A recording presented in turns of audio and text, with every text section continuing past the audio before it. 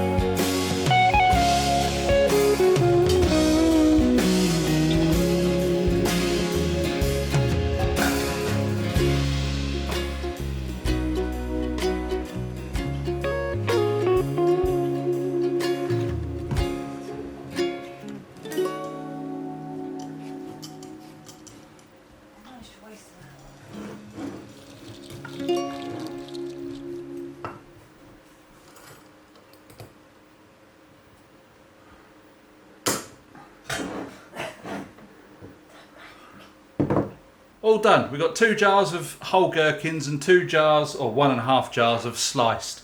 The only reason I sliced them up was because they were rather large, and I didn't think a big fat gherkin would pickle that well. It probably would, but we tried it both ways and we got a bit of both now, so we'll leave them for a couple of weeks and we'll give them a try.